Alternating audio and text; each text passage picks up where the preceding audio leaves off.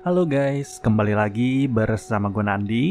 Video ini berisi alur lanjutan dari seri Silo episode ketiga dan juga keempat. Bagi yang belum ngikutin, silakan ditonton dulu ya dari episode pertama. Episode kelima dibuka dengan Juliet yang semakin penasaran dengan motif yang sebenarnya dari kematian George.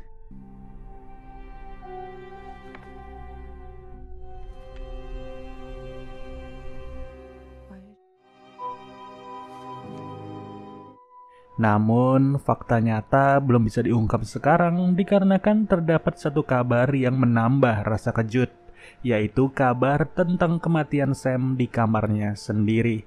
Sam ditemukan tewas mengenaskan dengan kondisi tengkorak sudah hancur berat.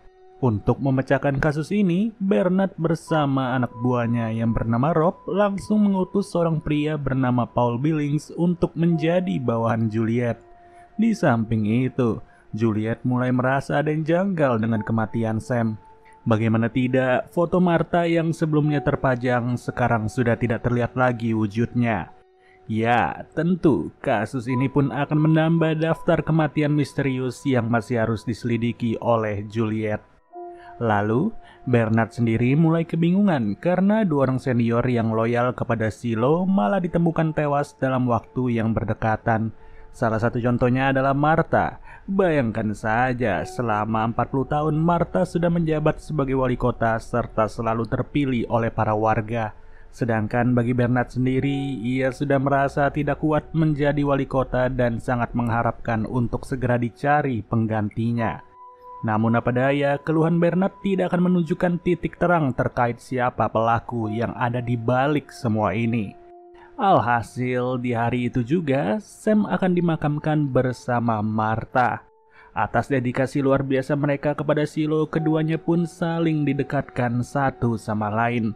Isak tangis terus terdengar dari sudut ke sudut, baik itu dari divisi keamanan maupun para warga. Dan tak lama, sesi pidato pun dimulai. Pidato dibuka oleh Bernard yang kemudian turut ditutup oleh Juliet.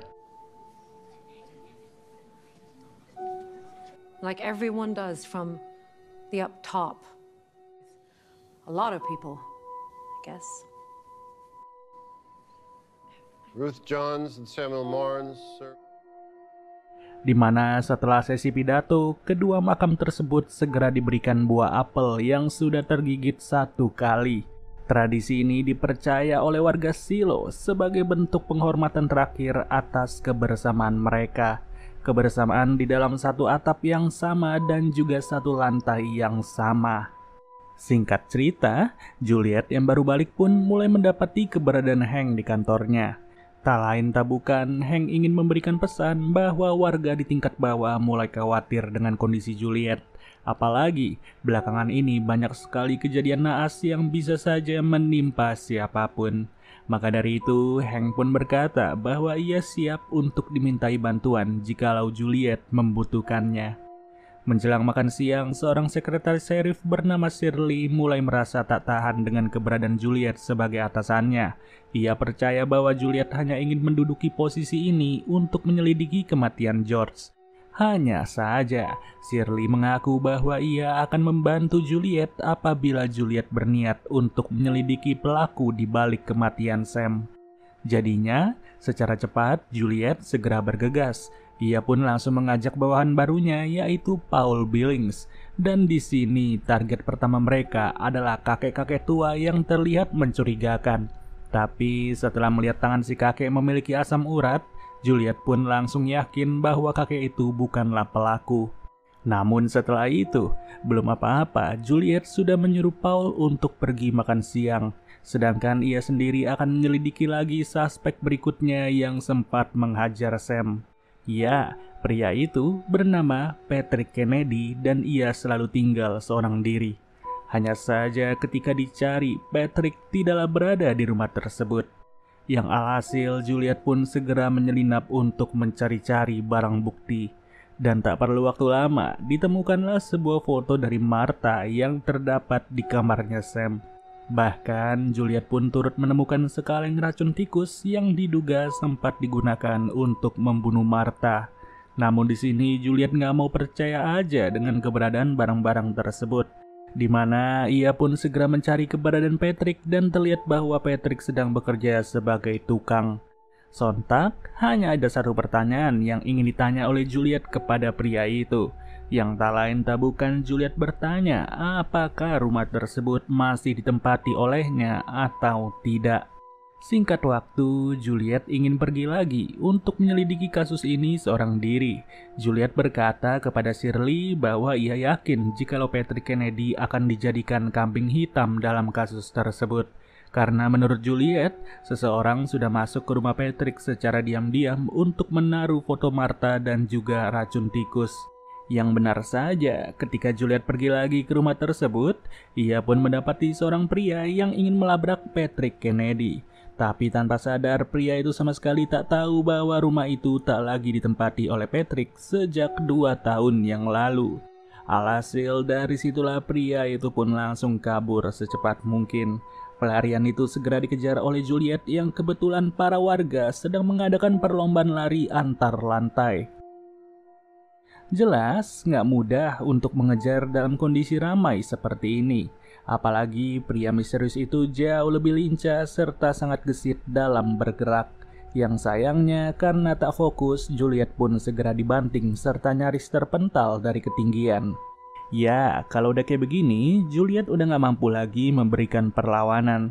Satu-satunya hal yang bisa ia lakukan adalah mematahkan salah satu jari dari pria tersebut. Dan beruntung, orang-orang mulai menyadari bahwa Juliet sedang bergelantungan di atas sana.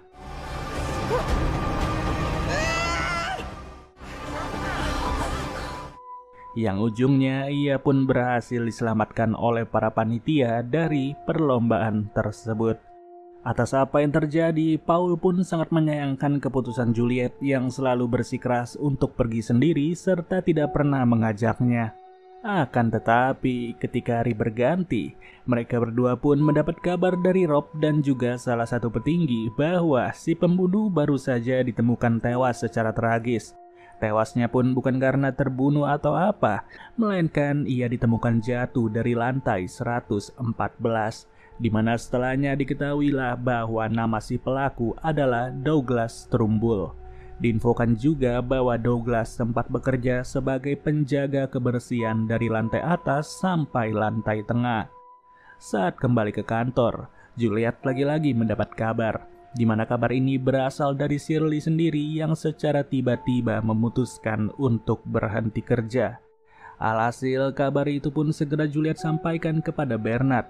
Dari sini, Bernard yang salut dengan etos kerja dari Juliet pun mulai merasa kasihan. Maka dari itu, secara cuma-cuma Juliet langsung diberikan waktu cuti selama 2 hari. Selepas dari ruangan wali kota, Juliet pun kembali melihat keberadaan pria yang sempat ia lihat sebelumnya, di mana ternyata pria itu bernama Lucas dan ia selalu menghabiskan waktu untuk memperhatikan pola dari bintang-bintang di langit malam. Nggak main-main, dari apa yang ia ikuti, setiap hari pola-pola itu selalu memiliki susunan yang serupa.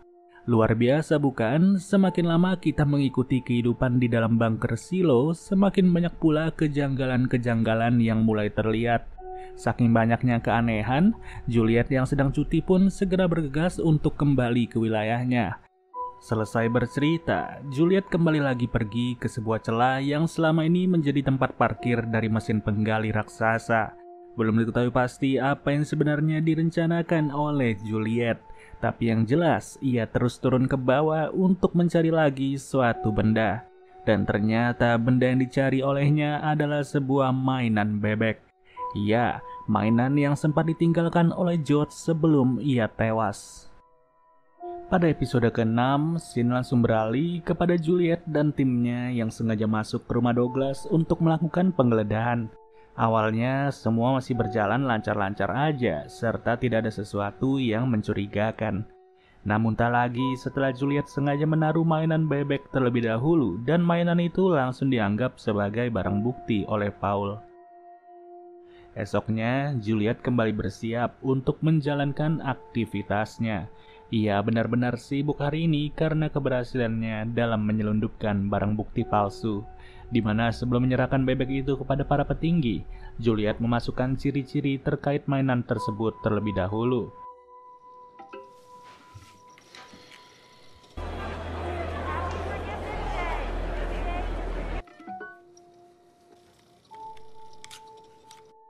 Lalu bertemulah Juliet beserta Paul dengan Rob.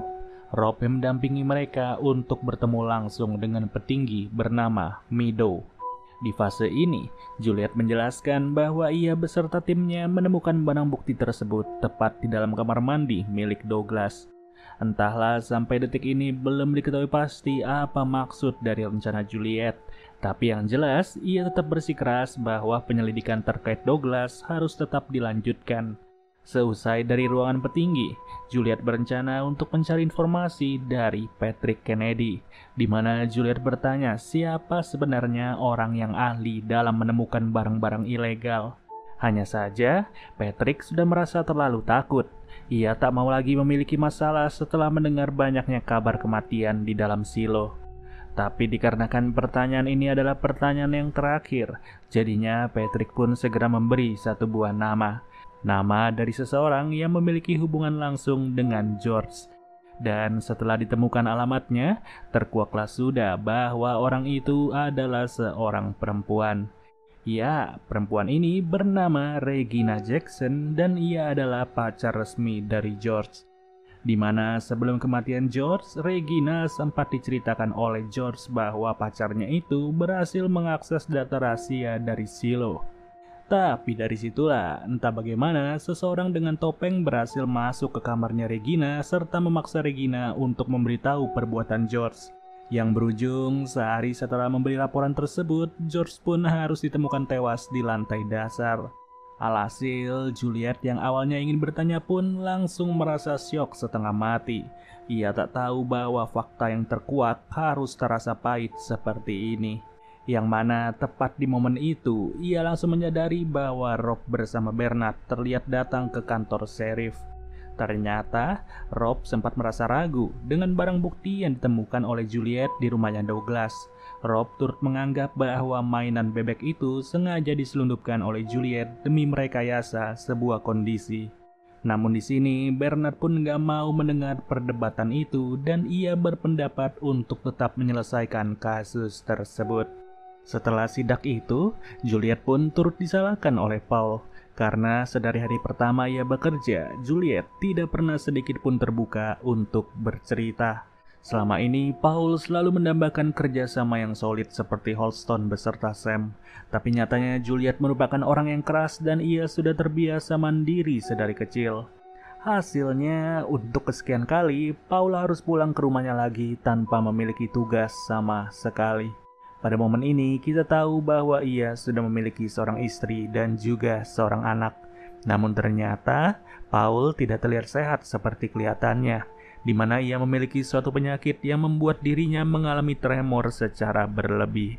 Dan meskipun begitu, Paul masih mau menyempatkan diri untuk bercerita bahwa ia tidak benar-benar sendiri pada hari ini. Melainkan Juliet sudah mulai meluangkan waktu sedikit untuk melakukan tugas bersamanya. Beberapa hari setelah keluar dari fase galau, Juliet kembali cerita kepada sang senior, yang diketahui bahwa ibu ini bernama Walk.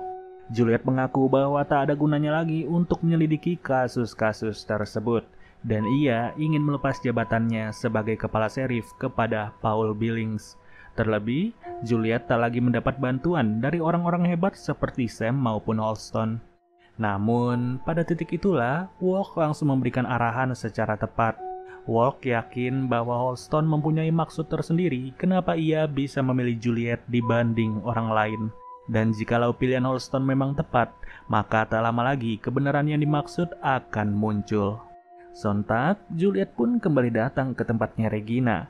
Tapi di sini Juliet tak ingin lagi membahas tentang kematian George, melainkan ia ingin membahas kenapa silo bisa ada dan kenapa bunker ini sudah berdiri sejak 140 tahun yang lalu. Hasilnya, Regina langsung terlihat seperti orang yang panik, di mana ia tidak bisa membantu Juliet untuk menjawab pertanyaan tersebut. Tapi di balik itu terdapat satu hal yang bisa ia beri kepada Juliet. yaitu sebuah dokumen rahasia yang sudah ada tepat sebelum silo dibangun. Peninggalan ini sudah disimpan oleh keluarganya selama ratusan tahun di dalam sebuah keset kaki. Dan jujur saja, sampai sekarang ia sendiri tidak tahu persis apa yang sebenarnya terdapat di dalam dokumen tersebut. Yang mana dari sinilah terkuak sudah bahwa dokumen itu berisikan sebuah buku panduan untuk traveling. Dan yang terpenting, di dalamnya tergambar dengan jelas bahwa di luar sana tampilan bumi benar-benar berbeda.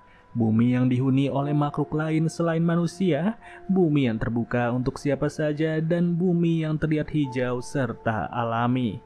Bahkan terdapat pantai juga yang seumur-umur tidak pernah dilihat oleh warga Silo.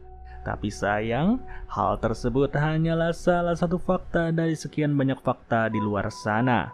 Yang salah satunya, Juliet sama sekali nggak sadar bahwa aksinya sedang dipantau dari suatu ruangan. Hebatnya lagi, bukan hanya Juliet yang dipantau, namun seisi Silo rutin dipantau setiap saat, setiap waktu, dan juga setiap hari.